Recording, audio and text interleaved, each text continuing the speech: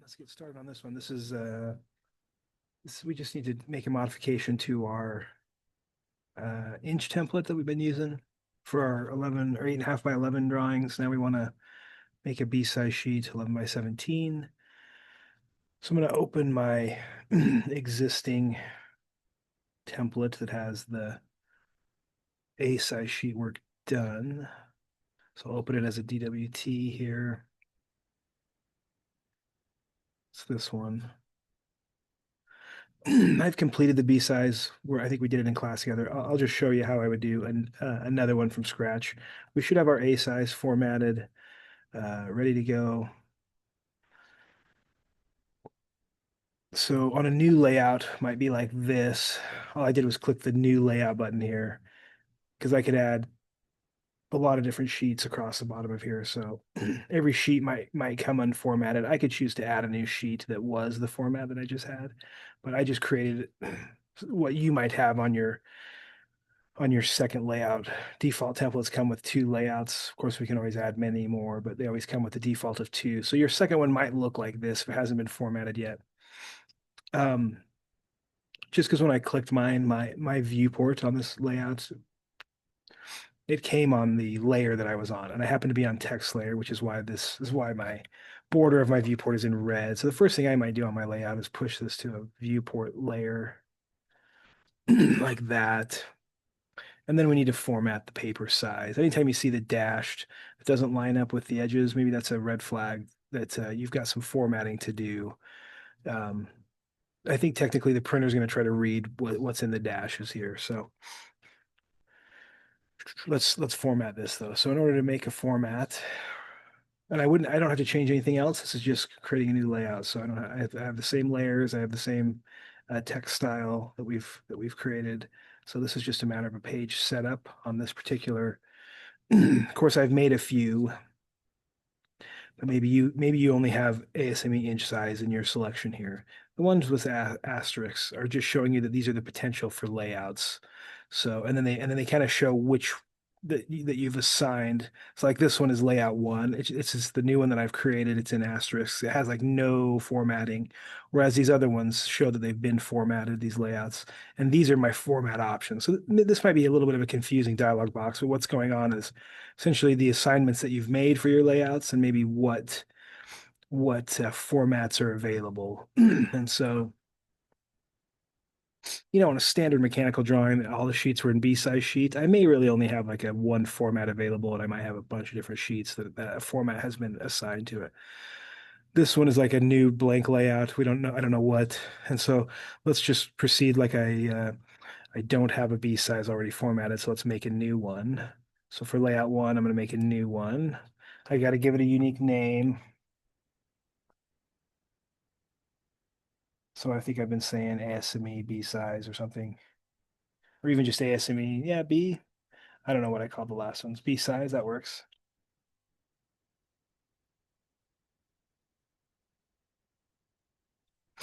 So I'm going to say okay on that new name. Um, then let me just set up the formatting. This might say none here, or it might be, I don't know what default it'll pick on yours. I've got the new name. Mine looks like it defaulted to my room printer, but I'm going to go to PDF, drawing to PDF. And I'm going to, oh yeah, I think I was using, I don't know which, it maybe would have preloaded. Let me cancel this.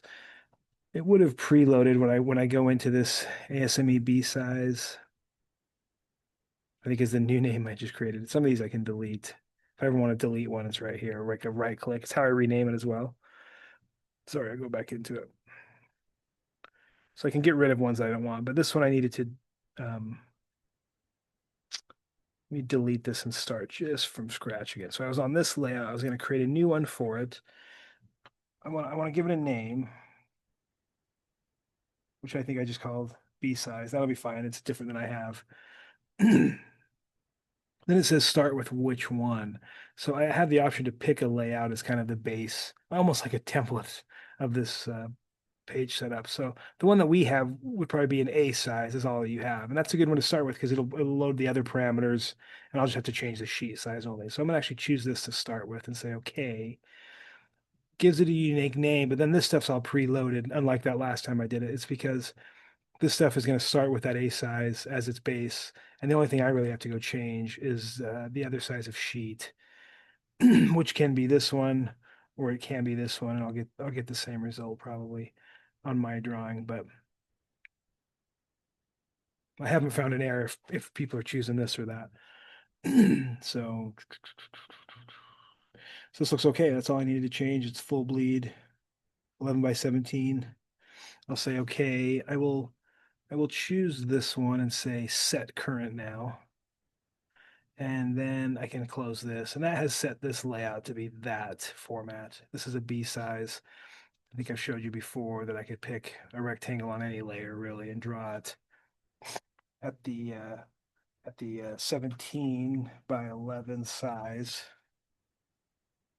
If I move this, it really fits pretty close with this paper alignment. Yep, that looks good. So I can delete that and make that I can, of course, this thing will need to be sized up, but it's okay just to leave it like this for a minute.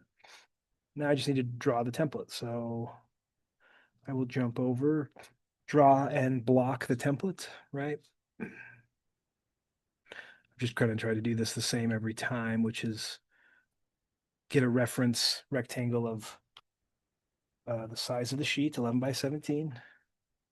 Maybe I'll move this. This is just me a little ways off of my quadrant, but that's fine. Move it into here. And then I chose to offset this. Offset will always ask you the distance. This is an inch template, so we'll just say it's a 1/2 inch offset this way to the inside. And then I'll push this to a border sheet. And then I'll draw on the border sheet layer a line up a 1/2 inch, crossed, straight across, 0, yep. Then we've been checking that I've got my point style to be kind of a large item to notice. And I don't have to bring these in on any particular layer. They're pretty brief, but I'll just bring them in on paper layer and do a divide. So divide is here on the draw palette. Wants to know what to divide. I've been dividing this line by 5 and drawing a couple additional lines here. I don't think I got in the line command there. That's me. Right click. That's just me right clicking to do my commands. You'll see me like get into a command like that. Click, click, and then I right click, and that's sometimes how I push enter without bringing my hand over to the keyboard. Is I just right click to select enter, and then if I want to go back into that command, I can just right click and say repeat line. So it's another way to just repeat error. If my hand's not on the or repeat the commands and end the commands. If my hand's not on the keyboard, I use the right click menu. I'm gonna delete those. This one I need to delete too. I was just drawing that one for. I feel like I've got those incorrectly drawn. So let me let me bring them back. I'm just control Zing or undoing. It'll undo. There's my pieces back. This one I drew. Oh, that one's correct. Sorry. That one's correct. This one's incorrect. And that's all. Yes. Now I can delete these. There's my. Yes, that looks right. And then to add text and dimension, I just try to remember myself, do it from the layout tab. I usually rename these two, especially once I format them. So I could have came back in here and said, rename this to ASMEB size. I don't know if it'll let me do the same name as the other one. It wants a unique name. So I might have to have different unique names down here. Sorry.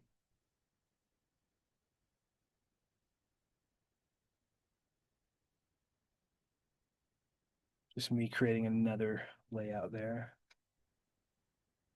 Okay, then I'm going to double click into here. This is a non-locked viewport, so if I just scroll and zoom, I can find it. If I'm out here, I can resize it.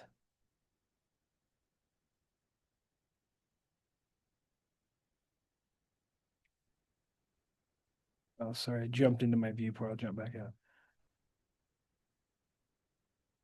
I was just trying to resize my thing a little bit.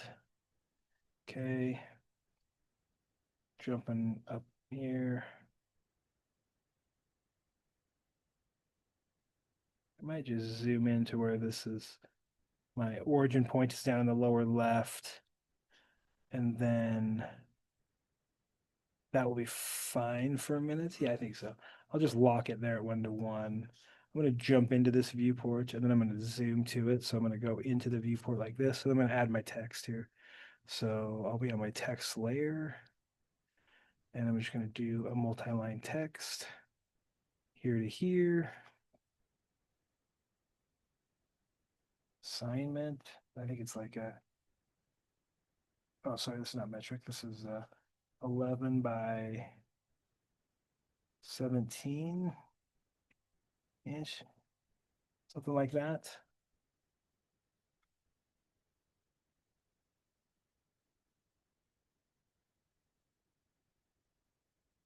Justify, sure. I might copy this one. So I'm gonna just copy this text box.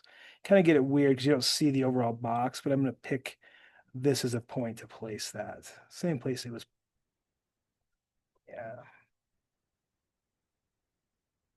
This one should be what? Name.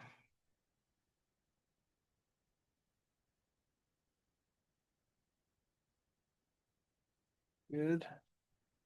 And one more text box. It's just a little different size, so I don't copy the other one. Sorry, I just exited that before I jumped in. Date. Well, it's 9/15 today, 2025. Center justify it. Okay. I'm gonna get rid of this as I was just used it for construction, but I don't even want it in model space anyway. And I'm going to create a block now of this so I can place it over here. Um, I'm in the viewport, so I can't really see much, but I'm going to place it on here by creating a block. So let's go back into creating a block, create. Let's pick a name. I've been calling these like an A, sorry, this is B size. Title block. I'll call it number 2 because I probably have this already named B-size title block in my window, but a unique name, pick a point, any of these points. I've been using this one. Select objects. I want everything here that's shown. Right click or press enter, and then I want to make it annotative and allow it to be exploded. Okay. The block definition has changed. You want to redefine it? Redefine.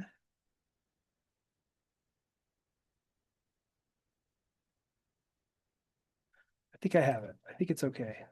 Let's go over here. Let's zoom out. And then I'm going to place it as number 2. Oh, yeah, yeah, yeah. I think I probably already had it in one name, number 2, and I just overrode that. So that's okay.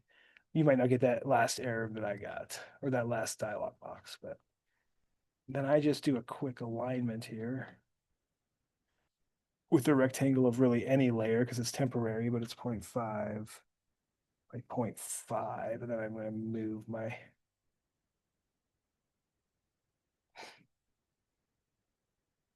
that's good. Delete it now. Just double checked it. I could explode this to modify those. Then these text box are, I can get into them. That's a quick, easy way. So this seems to be correct. I'm going to delete this model work that I did. That was just to create the block. So get rid of it.